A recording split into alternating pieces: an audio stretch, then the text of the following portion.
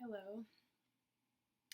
If you are watching this video, I take it you've been through a hard time or know someone who's gone through a hard time. Um, I wanted to share a bit of my story to offer you some hope. I'm from Newfoundland, Canada. I live in Dartmouth, Nova Scotia, Canada. I'm here in my studio. This is my piano. I woke up last night in the middle of the night, and I just sort of rolled over, and I thought to make this video today, and it's something I've thought on and off about for many years. But TSW was so difficult that once I moved through it, I didn't want to look back. It's super emotional for me even now. But I just felt it in my heart to share. This won't be a how-to video because everybody's journey is so different, but it's just to share with you that I healed completely from eczema and TSW. It's been 8 years, and everybody's timing is different, but I am on the other side of it, and I remember 8 years ago, I was 25, 2015. I'm 34 now. It's 2024, the beginning. And I remember once I found out my body had become addicted to the steroids I was using for very severe eczema. I lived and breathed for videos that answered some sort of question: is it possible to heal? It was so mixed what I found at that time. It may be different now. But again, I just wanted to move on with my life, so I wasn't in any support groups. I was maybe for a week, but I didn't remain in them while I was going through TSW because I just found it so hard, all of the suffering, and I was suffering enough, and it's such a personal decision around that. Some people do find it very supportive, but I just wanted to buckle down and just narrow in and move through it. And I didn't have I didn't have any support medically, though I did see a couple of naturopaths at the time. That was sort of the only place where I felt I was meeting health professionals that could hold or encourage this idea of healing. And I didn't want to stay on the medication. It was making me sick, and that was what I was encouraged to do by the half a dozen dermatologists that saw me at the hospital, the different doctors I saw. And I was warned that there was a risk to that, but I was, without hesitation, willing to take that risk. I just believed somewhere so deep inside of me that I could heal completely. And I didn't just want to heal a little bit. I didn't just want to heal halfway, 90%. Like, I knew it was possible, and I held that. I also had so much doubt, and I know that may seem like that may not make sense to some people, but both were there, and so my journey was, it was harrowing at first. I couldn't walk. I couldn't cook for myself. I couldn't do anything. I had a lot of help. And, but slowly I started to walk again and then heal a little bit. I started sort of, branching out, doing things again for the first time. And,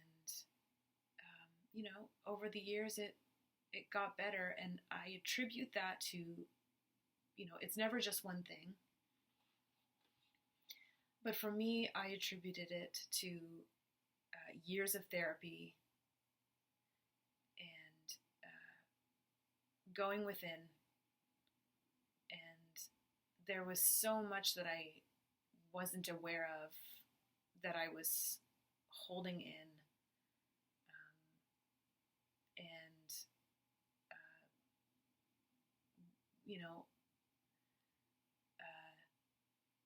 It's trendy these days around trauma and behavioral and mental, mindset and patterns. But, without all the words and the trends,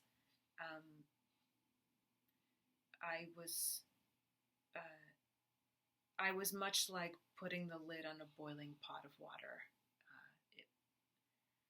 It will boil over, but when you take off the lid, it will settle. So I used it as an opportunity to discover who I was, to go inside of myself, to discover my depth, and it took tremendous effort, and it was not easy at all. And that's not meaning to discourage anyone, but it's my life didn't stop.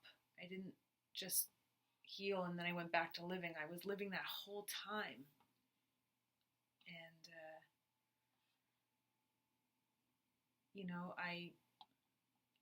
I don't know the reasons why it happens. I don't know. I just don't have those answers, and I think it may be different depending on each of us. But for me, it was stress that was unaddressed, and I didn't have the tools or wisdom at that time to learn to draw that out and to discover what was inside. And it was also, I can see this now in retrospect, that it was a way for me to, it was just sort of like an epic journey. It's the same way that when you leave your home and you go on a trip for 2 weeks, like, it, so much more happens in that 2 weeks than it would in your typical routine.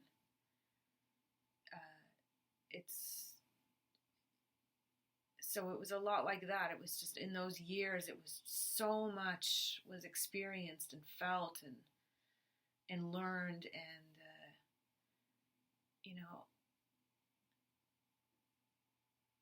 I don't know what your life is, or I know what it feels like to go through that. I think my advice would be, on the other side of it, to find the ways to show up for yourself, make yourself comfortable,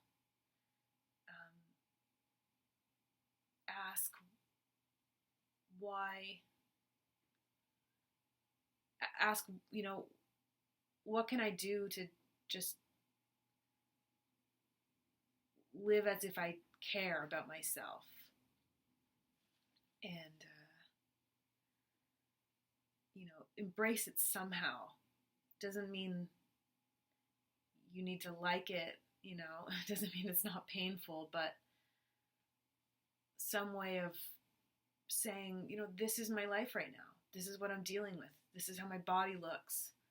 And I'm going to just put one foot in front of the other. Whether or not it ever changes, I said that to myself. I was like, this may never change. I believe it will. But I don't know. I didn't know that. But I guess that's just the definition of faith, perhaps, that you don't know the answers. You don't know what lies ahead, but you just forge your path. So I guess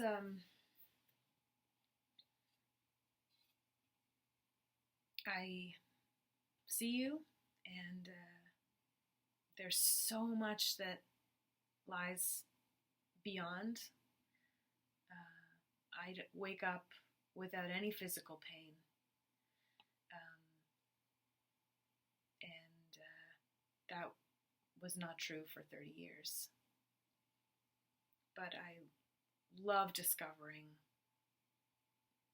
the strength my body has. Like, I feel like a little kid, or like a newborn in lots of ways. Just, I often go too far because I don't know my limits. Because you learn that, as you're a baby and a kid and adolescent and adult, like, you kind of learn your limits and your energy. But I wasn't able to work out, or because it was too painful to sweat and flare-ups. So I'm sort of learning all that now, and it's beautiful, and I'm deeply grateful, and I believe it for you. So keep going, and